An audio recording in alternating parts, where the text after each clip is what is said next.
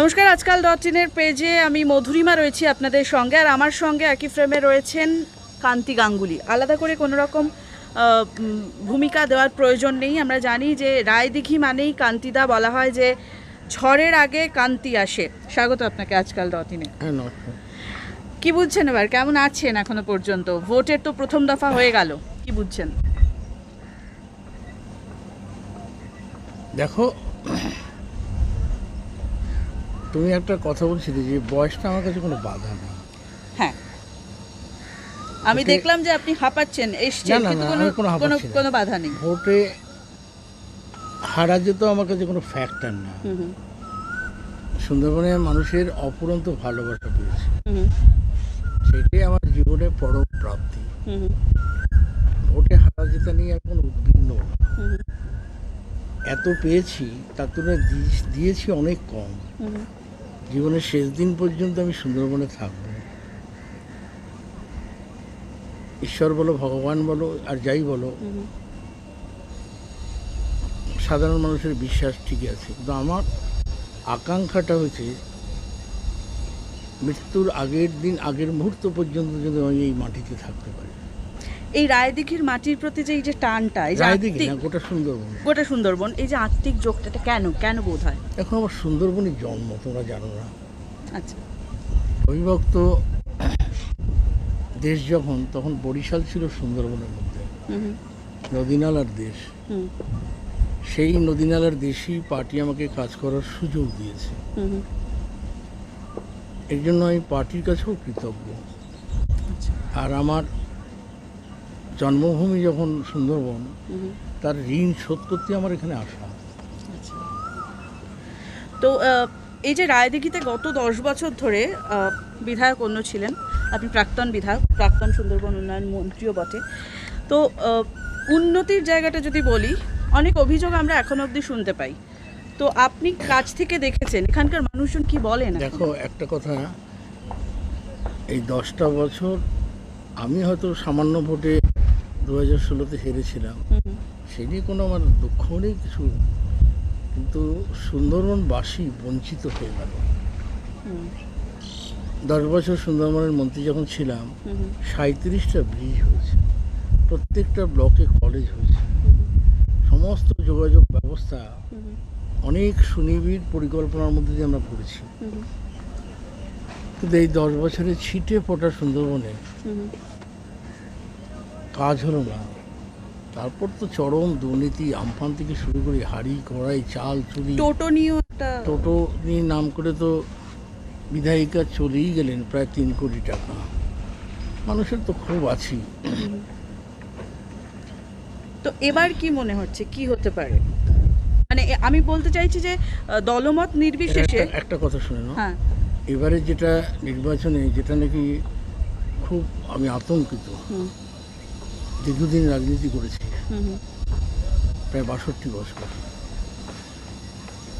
ধর্মের নামে যে রাজনীতির খেলাটা খেললেন দুটো দলই, এক তো বিজেপি সাম্প্রদায়িক তাসটা খেললেন, আর রাজ্যের মুখ্যমন্ত্রী একটু দোআঁশলা খেলা খেললেন।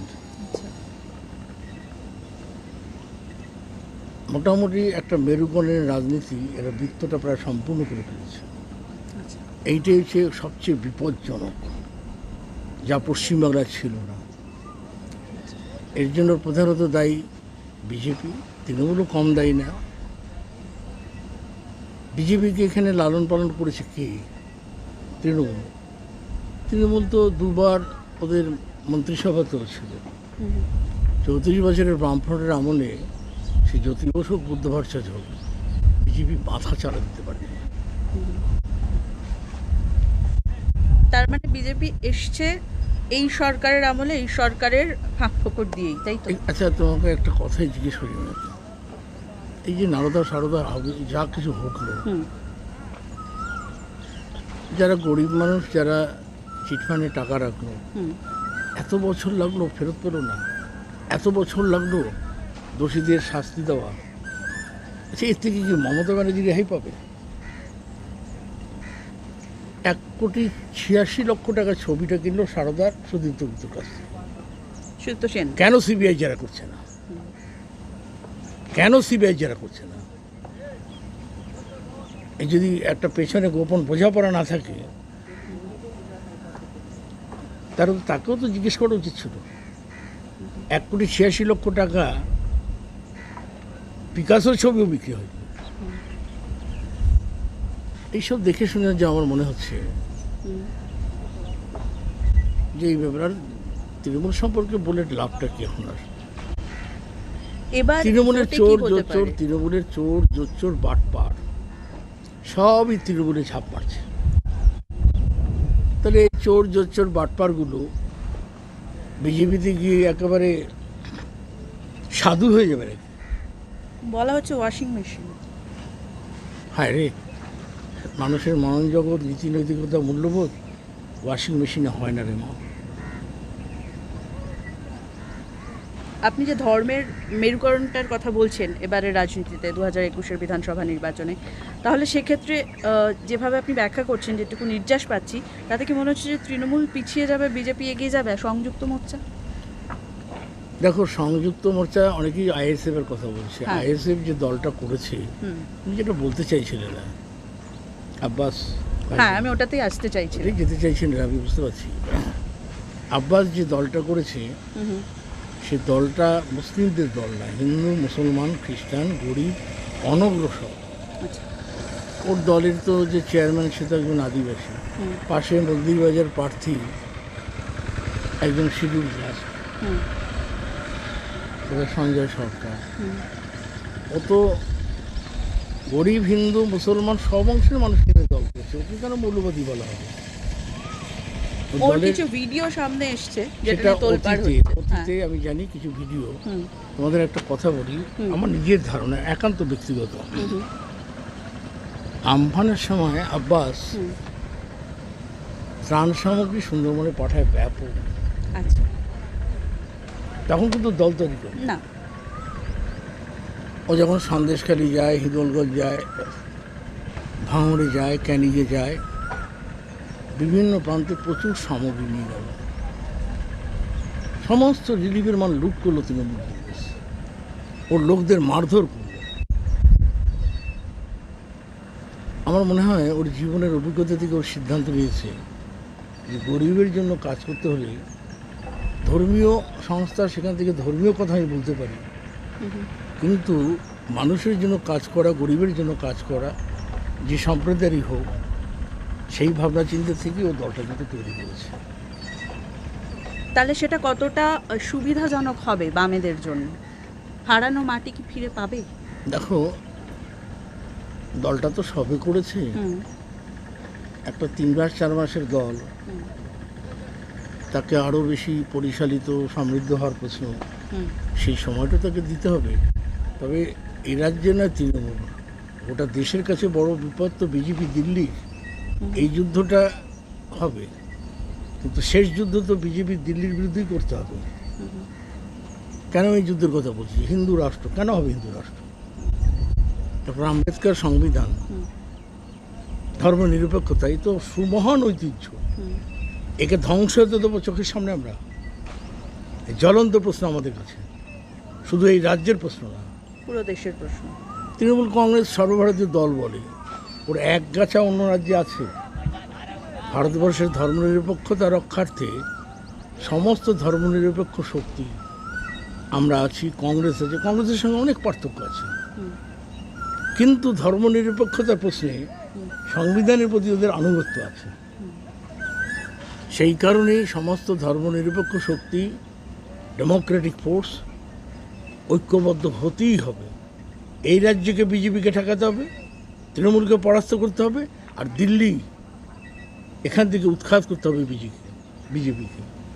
কিন্তু এবার কি সেটা সম্ভব? না, এটা দীর্ঘস্থায়ী সংগ্রামের, এটা একদিন রাতারাতি কিছু হয় না। মানুষের চিন্তা চেতনা, মানুষকে আরও বেশি শক্তিশালী করার যে প্রশ্নগুলো আছে, বামপন্থীরা ধর্মনিরপেক্ষ শক্তিকে রুখে দাঁড়াতেই হবে। হয়তো অনেক ক্ষয়ক্ষতির ভেতর দিয়ে আমাদের যেতে হবে, কিন্তু এছাড়া দ্বিতীয় কোনো ভারতবর্ষের পথ তো নেই। সমস্ত দেশপ্রেমিক মানুষকে এক হতে হবে। মমতা বিশ্বাসযোগ্যতা হারিয়ে ফেলেছে। মুখ্যমন্ত্রী বলেছেন যে নন্দীগ্রামের যে ঘটনা ঘটেছিল, হাওয়াই চটি পরে যারা এসেছিলেন, সেটা সব বাজে কথাগুলো বলে লাভ এবং- নেই। দেখো নন্দীগ্রাম এটা সেটা, হলদি নদীতে সিপিএম নাকি বাচ্চা বাচ্চা ছেলেদের দুটো পা চিরে হলদি নদীতে ভাসিয়ে দিয়েছিল। নদীর তো নিয়ম, যদি কোনো মৃতদেহ থাকে প্রকৃতির নিয়মে সেটা চড়ে এসে কিন্তু আসে। একটা বাচ্চার ছবি দেখাতে পারবে? এসব তো কুৎসিত প্রচার, মিডিয়া, সমস্ত corporate body behind the screen. তখন তো মমতাকে সাপোর্ট দিয়েছিল বিজেপি, আরএসএস, মা দুর্গা বলেছিল। সব ভুলে গেলে চলবে না।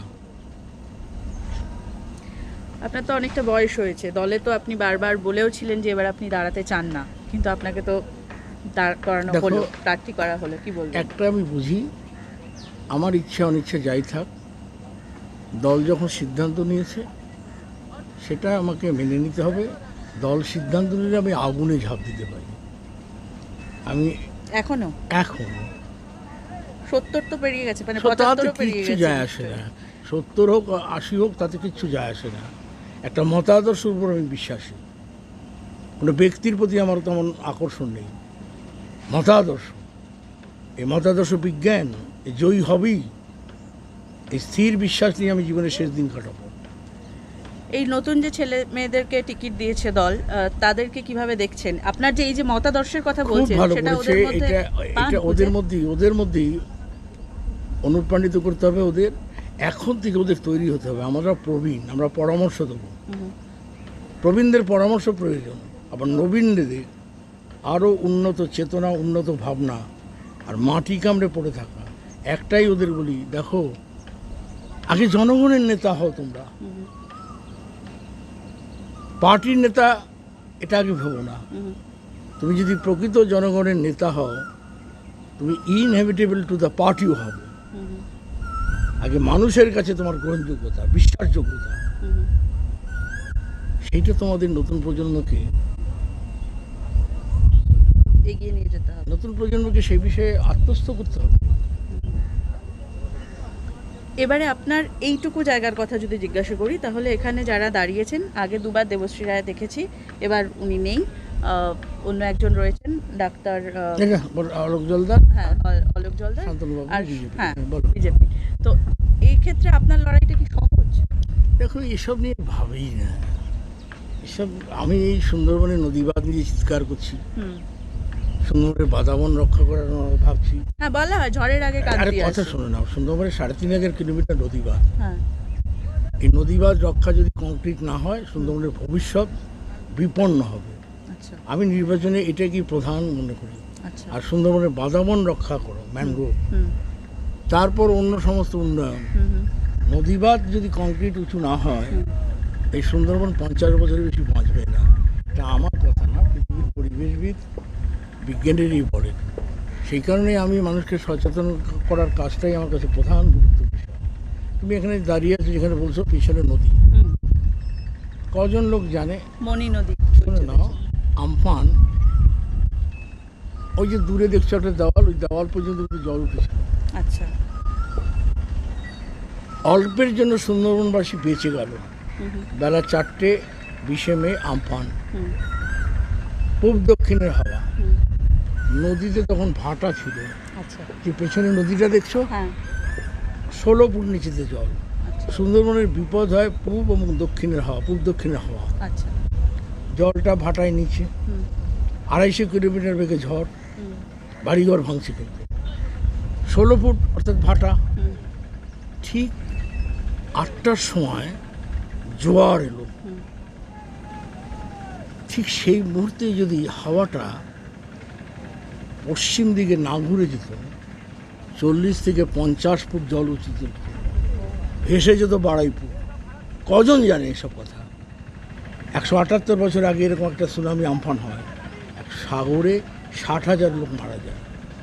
আমাকে নির্বাচনী প্রচারে যদি বলো, সুন্দরবনবাসীকে এইটাই আমি সচেতন করতে চাই। নদীবাঁধ, ম্যানগ্রোভ, আয়লার সময় 5,032 কোটি টাকা এলো, প্রণব মুখার্জি নদীবাঁধ কংক্রিট, অপদার্থ তৃণমূল কী জবাব দেবে? 4,000 কোটি টাকা ফেরত গেল। মমতা 2010 সালে ভোট পাওয়ার জন্য, এই ভদ্রমহিলা তো জানি না কোনো রকম আন্তর্জাতিক কোনো পুরস্কার দেওয়া যায় কিনা, মিথ্যে কথা বলে, জয়নগরে এদিকে রেলপথ ছিলেন না, ছিটেফোঁটা কাজ হলো না। দিল্লিতে গেলাম, রেলমন্ত্রীর সঙ্গে দেখা করলাম যে মমতার রেলমন্ত্রী থাকাকালীন বরাদ্দও করেনি, স্যাংশনও করেনি। এরকম একজন প্রতারক ভদ্রমহিলা। সাগর, প্রণব মুখার্জি আমাকে ডিপিআর করতে বললেন, 750 কোটি টাকার ডিপিআর হলো। সাগর মানে 12 ঘন্টা জনজীবন স্তব্ধ থাকে, ভেসেলও পার হতে পারে না, ভাটা মুড়িগঙ্গা নদী, সবুজ সংকেতের অপেক্ষায়। তখন মমতা রেলমন্ত্রী আর মুকুল রায় জাহাজ মন্ত্রী চিঠি দিয়ে জানিয়ে দিলেন যে সুন্দরবন দপ্তরকে দিতে হবে না, আমরা জাহাজ মন্ত্রীকে করবো। ওই নিজেরা করলো। একটা প্রতারক তৃণমূল কংগ্রেস। আর বিজেপিও সেরকম। কীরকম আশ্চর্য মানে ফ্যালাসি, বিজেপি ইশতেহারে বলেছে সুন্দরবন ডেভেলপমেন্ট বোর্ড করবে। এদের তো এক কথা বলা যায় বুর্বাক। সুন্দরবন ডেভেলপমেন্ট বোর্ড 1972 সালে সিদ্ধার্থ শঙ্কর রায় 1 লক্ষ টাকা বরাদ্দ করে বোর্ডটা তৈরি করে। তারপর কাজ কিছু হলো না।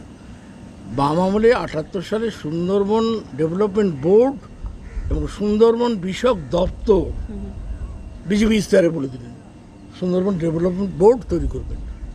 আর যার বয়স 45-50 হয়ে গেল, আবার সেই মাতৃগর্ভে থেকে সেই সন্তান বেরিয়ে আসবে নাকি? এদের বুর্বাক ছাড়া কি বলে?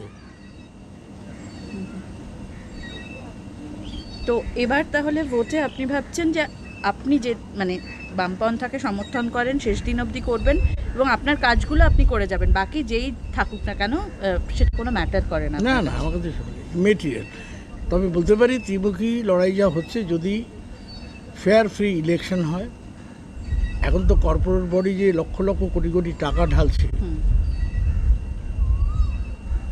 অর্থাৎ গণতন্ত্রের সমাধি ঘটাচ্ছে তৃণমূল কংগ্রেস বিজেপি।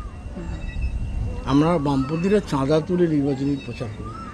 ধরুন আমি এখানে ফেসবুকে একটা আবেদন করেছিলাম, প্রায় 6 লক্ষ টাকা মানুষ সাহায্য পাঠিয়েছে। ভাবতে অবাক লাগবে, একজন 1 টাকাও পাঠিয়েছে। দেখলেন কান্তি গঙ্গোপাধ্যায় ঠিক কি জানালেন। এই মুহূর্তে আমরা ছিলাম রায়দিঘিতে, দক্ষিণ 24 পরগনার রায়দিঘিতে। তার বাড়িতে দাঁড়িয়ে এই কথোপকথন হলো এবং তিনি কিন্তু যথেষ্ট আশাবাদী যে তিনি জানেন কোন কাজটা তিনি করেন এবং সেই কাজের জন্য মানুষ তার পাশে থাকেন। সেক্ষেত্রে বামপন্থাকে আদর্শ করেই শেষ দিন পর্যন্ত তিনি এগিয়ে যেতে চান এবং নতুন যাদের এবার দল টিকিট দিয়েছে তাদেরকে আরও একটু সময় দিতে চান যাতে তারা এগিয়ে নিয়ে যেতে পারেন এই মতাদর্শকে। এবং তার সঙ্গে সঙ্গে বিভিন্ন দলের প্রতি ক্ষোভ তিনি উগরে দিয়েছেন এবং তিনি জানিয়েছেন তার কাছে বয়স কোনো ম্যাটার নয়, তার কাছে অন্য কোনো কিছু ম্যাটার করে না, শুধুমাত্র সুন্দরবনকে বাঁচিয়ে রাখতে চান বিজ্ঞানসম্মতভাবে এবং এখানকার মানুষদের যাতে ভালো হয় সেদিকেই তিনি সবসময় নজর দিতে থাকবেন। রাজনীতি দুনিয়ার গুরুত্বপূর্ণ খবরের সঙ্গে সঙ্গে অন্যান্য বিষয় জানতে অবশ্যই নজর রাখুন আজকাল.in এর ফেসবুক পেজে। সঙ্গে থাকুন।